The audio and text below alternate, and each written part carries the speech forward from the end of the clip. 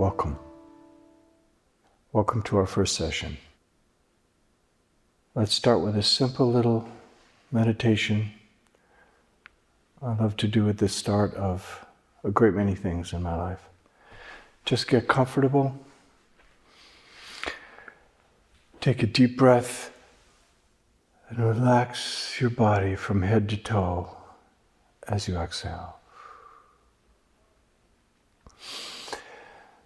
Take another deep breath and relax even more deeply from head to toe. Take another deep breath, relax your mind, let all thought go. Close your eyes if you haven't already, and see that you're in a field of light. You're bathed in a field of light. Light and energy, healing, vibrant energy. That is who and what you are. So be it, so it is. Now maintain this relaxed state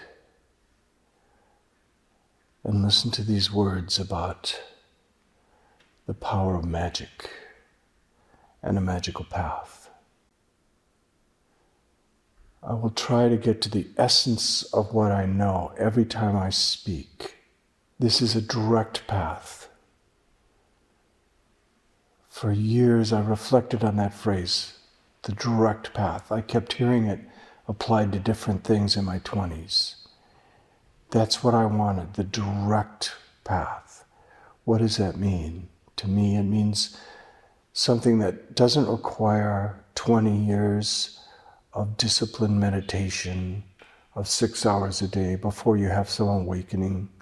No, I'm too lazy for that. I'm too impatient for that. I want it now. Somebody walked into my office a while ago and said, I want what you have. And I looked at him and saw myself in my 20s. I would look at different teachers, and that's what I was thinking. I wanted what they had, and I wanted it now. I did not want to wait forever. And then on my journey, I found all these things that brought it to me quickly.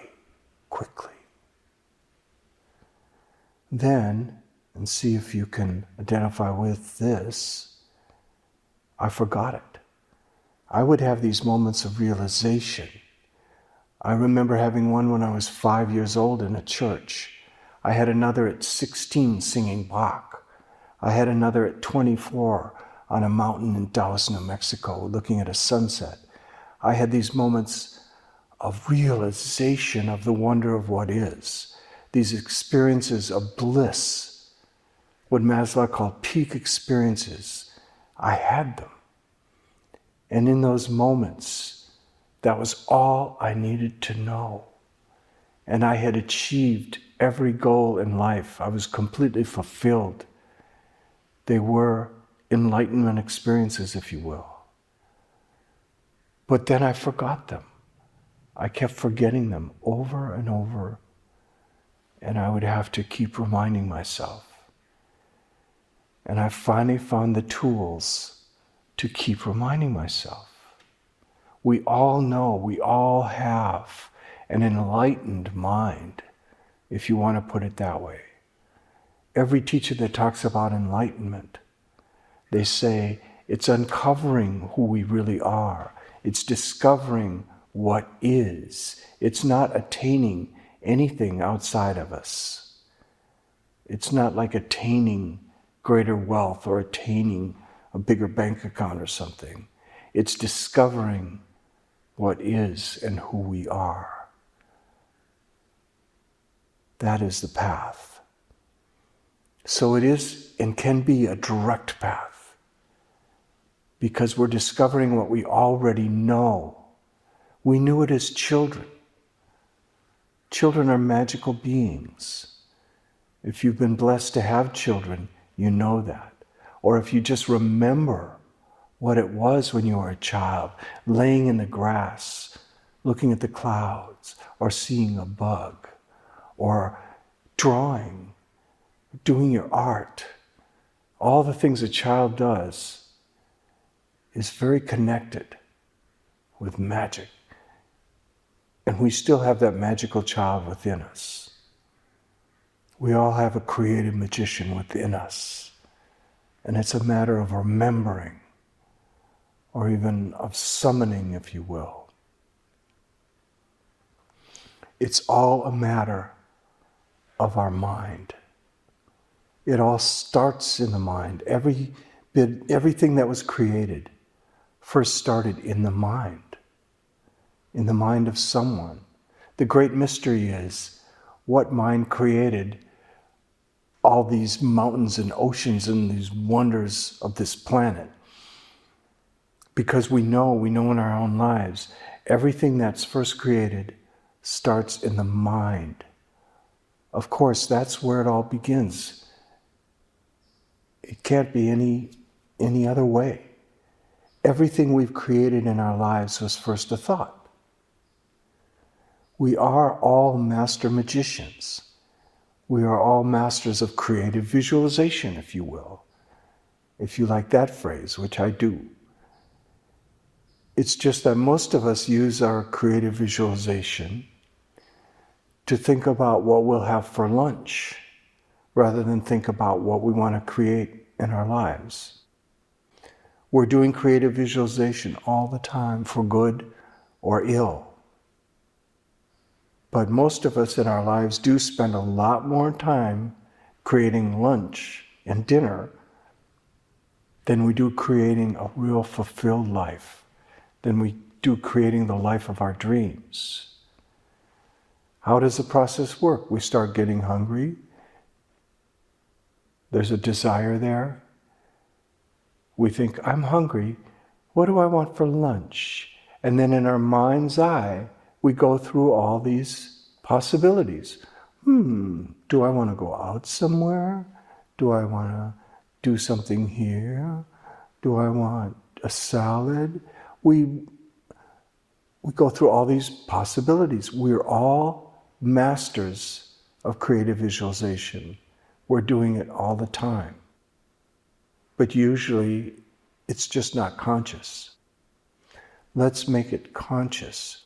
Let's take just a few minutes, that's all it really takes, and really visualize what's important to us in our lives.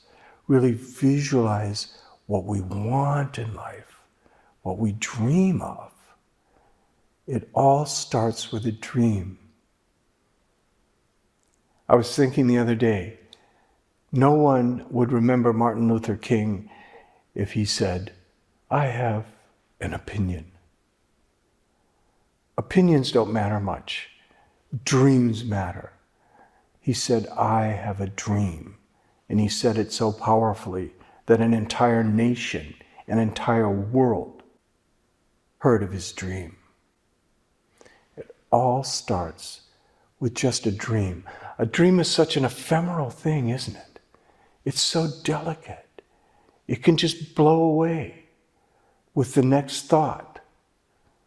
We can visualize the ideal, perfect, wonderful life for us, and then it can be gone in the next instant with a thought that's skeptical, or sad, or frustrated, or worried. Our visualization dissolves, crumbles. It all starts in very high, delicate levels.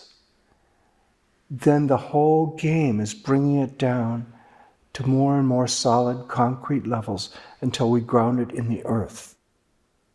Thoreau said that beautifully. He said, of course we need to build our castles in the air. That's where they should be. That's the only place we can build them at first, is in the air. Then, he said, we put the foundations under them. And that's the whole process of the magical path as I see it. It all starts in the air, in our imagination, in the mind. It all starts there, and then we make it more and more concrete. We take these imaginings, these dreams, these fantasies, and we make them more concrete with the power of the spoken word. We put our dreams into words, into affirmations. Then we make that even more concrete. We take our affirmations and put them on paper. Then we make that more concrete. We go from our affirmations to written plans, simple written plans. Then we make it happen in reality by taking the simple steps that those plans reveal to us once we've made the plan. When I look back on the path I've taken, almost all the important work was internal. The externals were simple and easy once I got the inside right. Just as Eckhart Tolle says in The Power of Now, he sums up things so beautifully. He said something essential. He said, get the inside right and the outside will fall into place. That's exactly been my experience. I know many other courses and things, they deal with those externals. This is how you get rich in real estate. You do this, you buy a house, you flip it, whatever. The externals to me are completely, almost irrelevant. They're not nearly as important as the internals. The work is in your mind. I often think 99% of the important work I've done in creating the life of my dreams was internal in my mind. And that other 1%, the external, was easy, was obvious. And I didn't need instructions on that. I didn't need to take a seminar on that. What I needed to do was get the inside right. So let's do that. How do we do that? It all begins with our thought. It all begins with what's going on in our mind. Our thought is the source of our creativity, of course. Our minds, that's where we dream. And that's also where we undo all our dreams. So it's a matter of becoming aware of what's going on in this screen of your mind. What's going on with your thoughts. Some people I've seen have kind of panicked when I've said, you have to become aware of your thoughts. Every moment they think, oh no, that's so hard. I'm just not aware of my thoughts. Well, as I said in the introduction, you can be off course over 95% of the time, just like a plane. It's okay, you can be oblivious to your thoughts 95% of the time. But a certain percentage of the time, a small percentage, you need to remember again and to get back on course. It's all in your mind. It's all in your mind. That phrase has such great depth and power. It's totally true. Of course. Isn't it obvious?